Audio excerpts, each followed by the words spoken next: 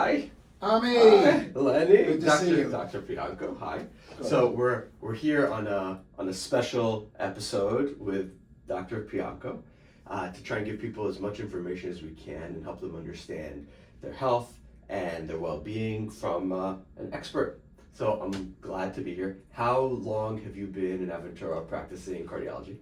A long time.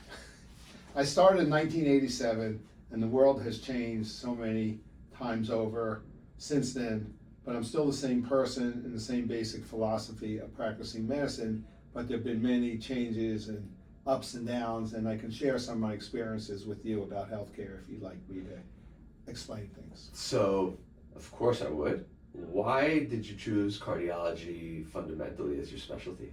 That's a great question. People ask me all the time. When I was in training, I was intrigued by cardiology because cardiology was in transition.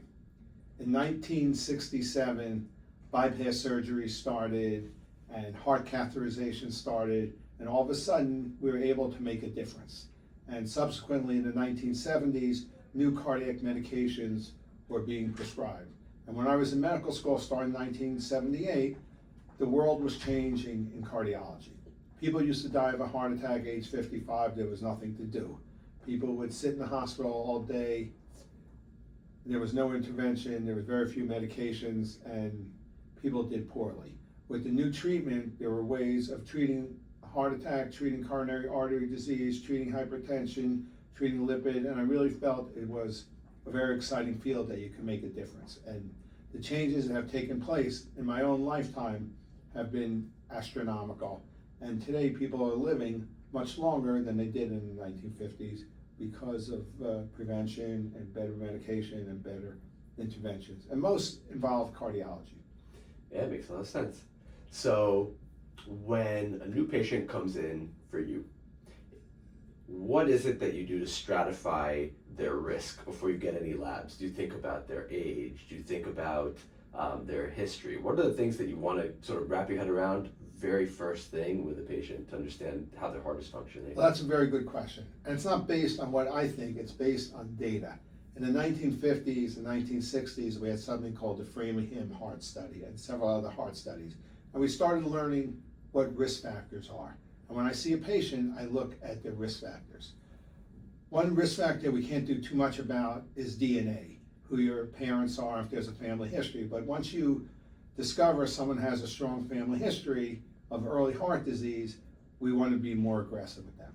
The other things I look at, and the first thing I do is get to know someone, take a look at them. You see how their health looks, you see how their weight is, you see how their appearance is, you go through their medications, you go through what their risk factors are, and our goal is primary prevention. Primary prevention means to get to someone before they developed heart disease and to correct it. We also do, sometimes it's too late, secondary prevention. That's people who've already had a heart attack, already had a stent, already had bypass surgery, and these people we have to be even more aggressive with because whatever procedures they have had done with them only turn the clock back. But if you don't treat the underlying substrate, they're going to have another event. So in answer to your question, what do? I like to get to know people, have them get to know me, feel comfortable with me, and then try to honestly look what their relative risk of developing heart disease is and what we can do to make a difference. So for people who are laymen, who are coming in off the street, can you explain to us something very basic? What is heart disease? What are you looking for? And what are the things that go wrong in a plain way, right? We understand, I think, that the heart pumps blood through the body, right? But what are the things that can go wrong and what are you really trying to understand? Well, there are many components to heart disease, but I'm going to concentrate on the most common problem, which we call atherosclerotic heart disease, or plaque building up in the heart. It's been studied for many years based on autopsy studies of young people who died from a car accident or young people who were shot or whatever mechanism had for people to die young. We start looking at their arteries and they're developing plaque. And what coronary artery disease is, what atherosclerotic heart disease is, the gradual but progressive buildup in plaque to the arteries. Now, the arteries can withstand a lot of plaque developing slowly, and people don't have symptoms. But this is a process that takes years, but based on their underlying DNA, based on how their blood pressure is, based on how their cholesterol is, based on how their sugar is, based on other factors, that leads to the plaque buildup. And the goal is to arrest the buildup of plaque before it becomes extremely tight and leads to a heart attack. What a heart attack itself is, which we know now, is a blood clot that completely narrows an artery that was very blocked. And basically it happens from change in the artery. The plaque goes from what we call stable plaque to unstable plaque. And the goal of medications and risk reduction is to keep the plaque stable. So what are the things that you're looking for to give you a sense first, early on? Let's start from the beginning of the timeline. What's the earliest thing that you might want to look for to understand if plaque is building, which you say is going to happen anyway, no matter what to anybody, and whether it's sort of meeting a threshold of risk? What are things that you might be able to look for or test for in order to understand if that's something that somebody might be affected by? Well, the important thing is, first of all, you have to understand what we call Bayes' theorem. Bayes' theorem is, what is the likelihood of this person developing heart disease? So someone with a strong family history of heart disease, or having heart risk factors or high blood pressure or cholesterol or obesity, or having symptoms, the likelihood is much higher of having significant heart disease than someone who's just coming in for an executive type physical. But someone that I have concern on, we run a couple tests, and we start from the simple to the more complex. The simplest thing, but the most important thing, is taking a history, which is something AI probably can't do, or well, maybe they can't do it. You have to talk to the patient, you have to get to know them, you have to understand, first we have to ask them if they're having symptoms. Now, there's a myth that I don't believe in, that people have no symptoms and all of a sudden develop a heart attack. That's wrong. Most people have symptoms, but sometimes they are atypical symptoms. The classic symptoms would be chest pressure, chest tightness, numbness in the left hand, pain going to the jaw. Those are what we call classic angina. But many people, especially women, have atypical symptoms. But it's important for the physician to speak to the patient, get to know them, develop a camaraderie, just to determine if someone's having symptoms or not. Without real symptoms, it's very unlikely that there's significant disease, although it can be building up slowly. But first step, and it's like a ladder, you go from lowest to the highest. First step is to take a detailed history. And among your history is family history, whether there's premature heart disease, you want to see if people are having symptoms, you want to just get an idea. Mm-hmm. Next thing we do is a physical exam. And again, these are basic, and these are things we've had for many years. You check the person's blood pressure, you check their weight, you feel their pulse, you listen to the heart, you get a general sense. This is helpful. Then the next step would be do an electrocardiogram. Electrocardiograms have been around for 100 years, but they give us some information. Unfortunately, you can have a perfectly normal electrocardiogram and have heart disease because it only picks up when it's abnormal.